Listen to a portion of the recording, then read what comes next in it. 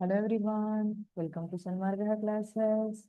Let us see question number 16 of chapter Matter in our surroundings. What is the latent heat of vaporization? Latent heat of vaporization andre ಏನು ಅಂತ ಕೇಳ್ತಿದ್ದಾರೆ.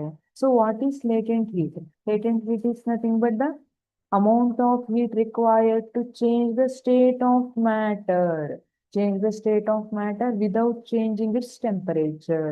ನಾವು ಆ system ನ temperature ಅನ್ನ very ಮಾಡದೆ matter state ಅನ್ನ ಒಂದ್ ಸ್ಟೇಟ್ ಇಂದ ಇನ್ನೊಂದ್ ಸ್ಟೇಟ್ಗೆ ಕನ್ವರ್ಟ್ ಮಾಡ್ಲಿಕ್ಕೆ ಅಥವಾ ಚೇಂಜ್ ಮಾಡ್ಲಿಕ್ಕೆ ಎಷ್ಟು ಹೀಟ್ ಅನ್ನ ಕೊಡ್ಬೇಕಲ್ಲ ಅದನ್ನ ಲೇಟೆಂಟ್ ಹೀಟ್ ಅಂತ ಕರೀತಾರೆ. Then what is vaporization? Vaporization is nothing but conversion of liquid state to gaseous state is called vaporization. ಹಾಗಿದ್ರೆ ಎರಡನ್ನ ಸೇರಿ ಒಂದು ಡೆಫಿನೇಷನ್ ಬರ್ದ್ಬಿಟ್ರೆ ಆಯ್ತು. ಲೇಟೆಂಟ್ ಹೀಟ್ ಆಫ್ ವೇಪರೈಸೇಷನ್ ಅಂದ್ರೆ ಏನ್ ಹಾಗಿದ್ರೆ?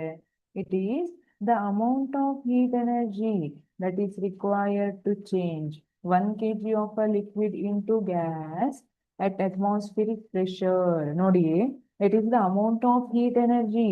ಎಷ್ಟು ಹೀಟ್ ಎನರ್ಜಿ ಬೇಕು? 1 kg ಎಷ್ಟು ಲಿಕ್ವಿಡ್ ಅನ್ನ ಗ್ಯಾಸ್ ಫೇಸಿಗೆ ತಗೊಂಡು ಹೋಗ್ಲಿಕ್ಕೆ ಅಟ್ ಅಟ್ಮಾಸ್ಫಿರಿಕ್ ಪ್ರೆಷರ್ ಇರಬೇಕು. ಅದ್ರ ಬಾಯ್ಲಿಂಗ್ ಪಾಯಿಂಟ್ ಅಲ್ಲಿ ಬಾಯ್ಲಿಂಗ್ ಪಾಯಿಂಟ್ ಟೆಂಪರೇಚರ್ ಏನಿದೆ, for example 100°C is boiling point for ವಾಟರ್ಗೆ 100°C ಇದೆ. ಈಗ ನಾನು ಹೀಟ್ ಅನ್ನ ಕೊಡ್ತಾ ಇದ್ದೀನಿ. ಆ ಹೀಟ್ ಎನರ್ಜಿ ಎಲ್ಲಿ ಯೂಸ್ ಆಗ್ತಾ ಇದೆ? ವಾಟರ್ ಇರೋದು ವೇಪರ್ ಆಗ್ಲಿಕ್ಕೆ ಯೂಸ್ ಆಗ್ತಾ ಇದೆ. ಹಾಗಾಗಿ ನನಗೆ ಥರ್ಮೋಮೀಟರ್ ಅಲ್ಲಿ ವೇರಿಯೇಷನ್ ಕಾಣ್ತಾ ಇಲ್ಲ, 100°C ಇದೆ.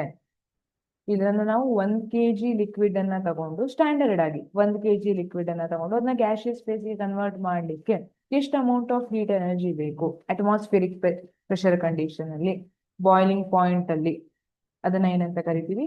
Latent heat of vaporization. Thank you.